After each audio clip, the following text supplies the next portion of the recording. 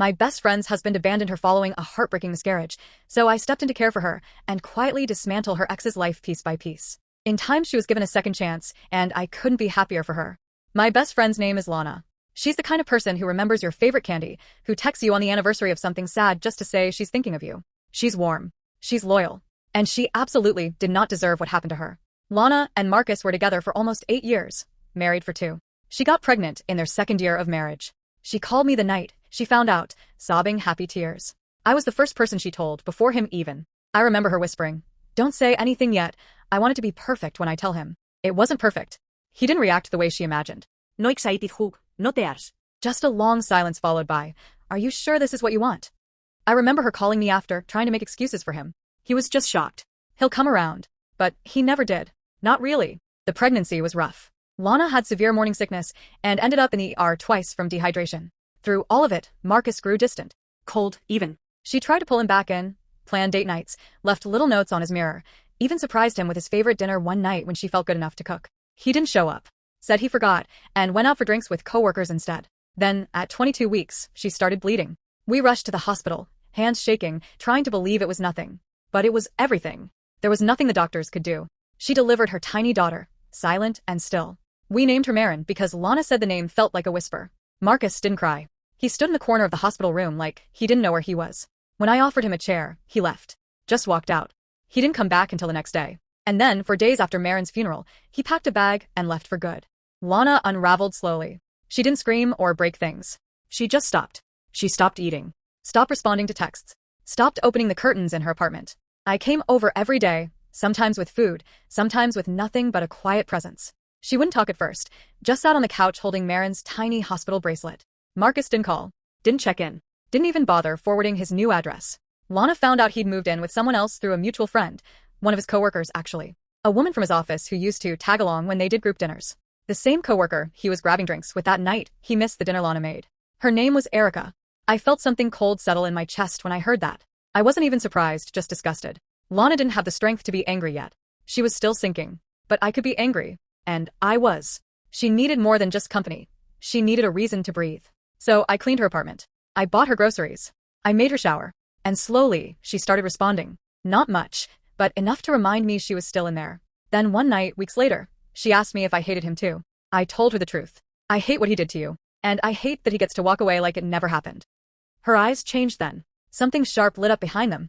That's when she started talking again, really talking. About the way Marcus blamed her for clinging too much after the miscarriage. About how he said the baby made him feel trapped. About how she found a message on his phone from Erica 2 weeks before the funeral that said, "Soon, babe. Just hang in there." I didn't sleep that night. I sat in my car outside his new building until 2 a.m., just staring at the windows. I didn't have a plan yet. But I knew one thing for certain. If he thought he could discard her like she was nothing, he'd soon realize exactly what that mistake would cost him. Marcus had always been slick. Corporate type. Wore cologne like armor and smiled with his teeth but never his eyes. He climbed the ladder at his firm by being charming, manipulative, and disposable when it suited him. I knew people like him always had cracks. It was just a matter of knowing where to tap. I started with social media. Erica's Instagram was still public. Big mistake. She'd posted a picture just a week ago of their new condo. In the caption, she called it "Our Fresh Start." She tagged Marcus's handle, and I noticed something. The same smile he wore in every picture Lana used to post, only colder, more curated. Almost like a brand that I scrolled back and saw it. The first photo of them together. It was taken before Lana even lost the baby. That gave me all the ammo I needed to start the next step. I created a fake profile. Generic enough to go unnoticed, friendly enough to seem real. I started following people at Marcus's firm, colleagues, partners, interns. Slowly, I connected the dots. Turns out Erica wasn't just a coworker. She was the VP's niece. Office relationships were against company policy, especially ones involving nepotism. Especially ones hidden during performance evaluations. IT was risky. If I was going to do this, I had to be smart. Meanwhile, Lana was improving. She started eating again. We went on slow walks. She cried less often, and she asked about things other than the past. One night, we sat in silence watching a movie and she whispered, "Do you ever wish you could just make someone feel what they made you feel?" I looked at her. Really looked.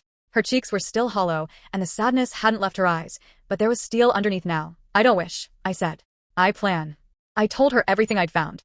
At first, she didn't say anything. Just sat there absorbing it all. But then, her jaw tightened. She didn't look broken anymore.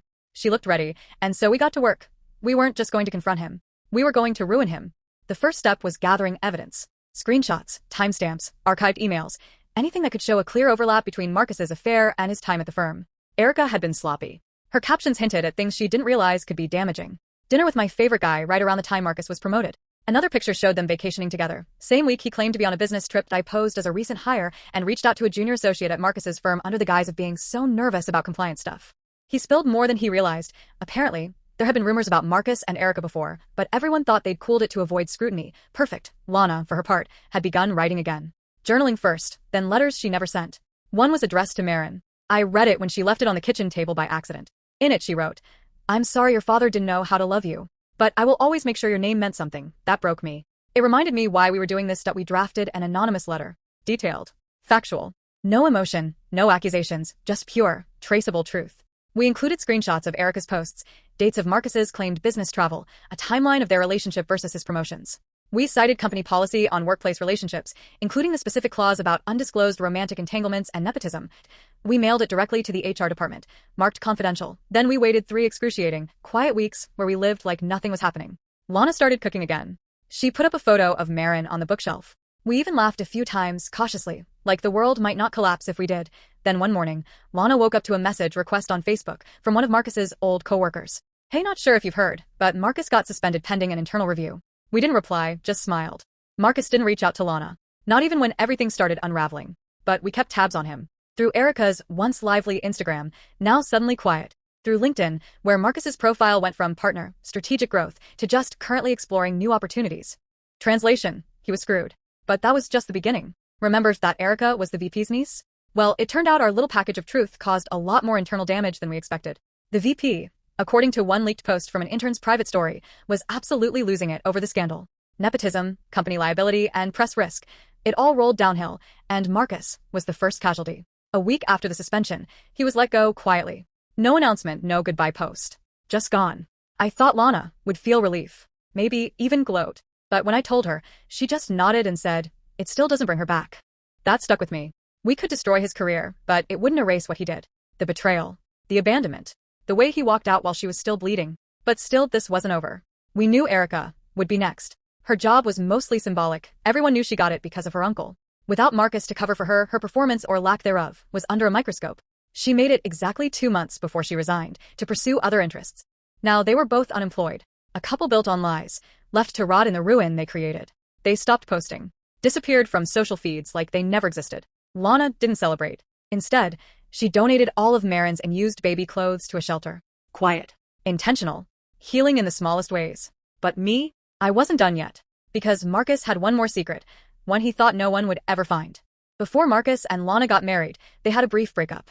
Just a few months apart. He told her it was because he wasn't ready, but swore nothing happened during that time. She believed him. She always wanted to believe him. But while Lana was packing up old documents from their storage closet, she found something odd, an unopened envelope addressed to Marcus, dated during that break.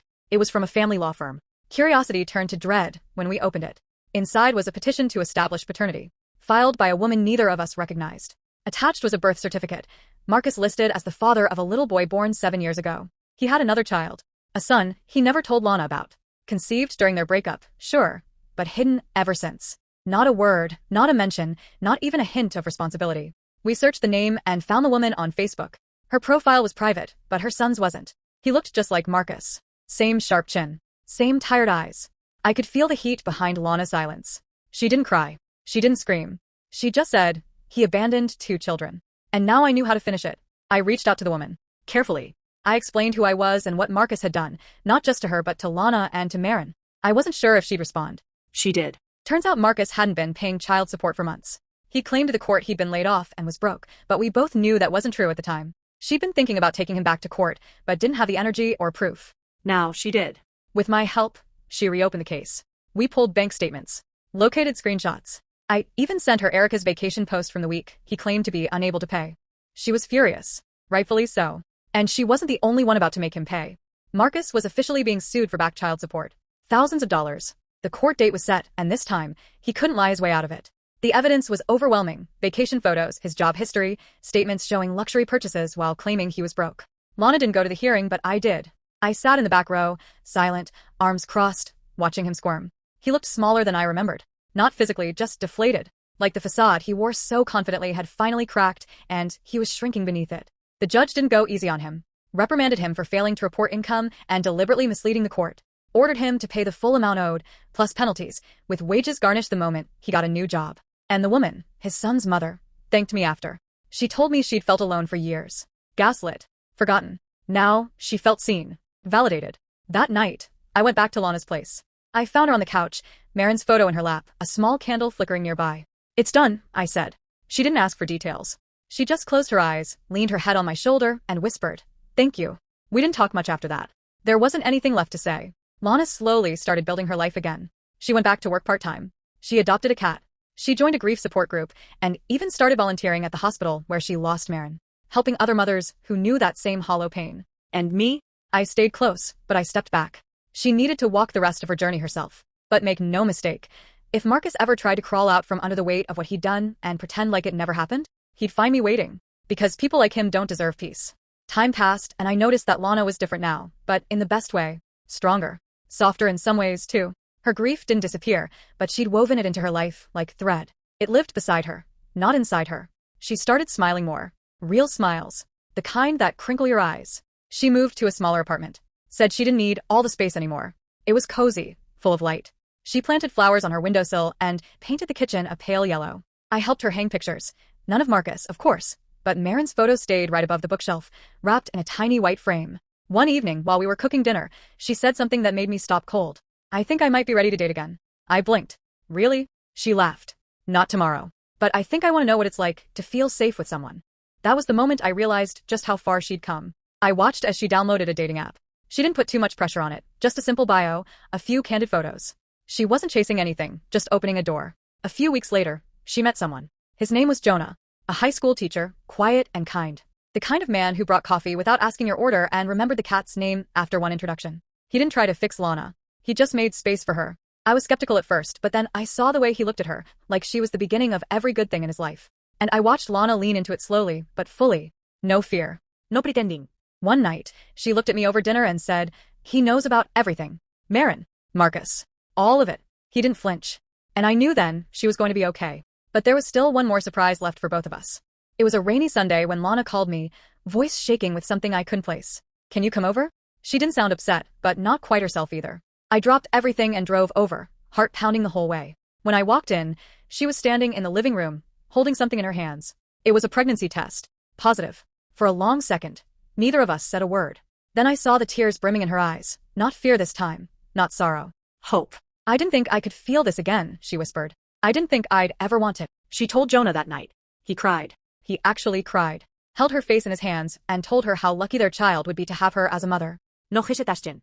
No retreat. Just love. The pregnancy wasn't easy, emotionally, I mean. Every appointment brought memories. Every sound of the Doppler was a reminder of what she'd lost. But this time, she wasn't alone. I came to every checkup. Jonah was at every ultrasound.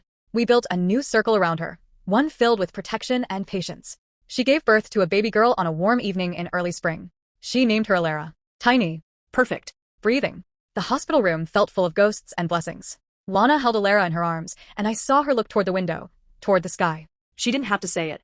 I knew she was thinking of Marin. Months later, I stood beside her at Alara's naming ceremony.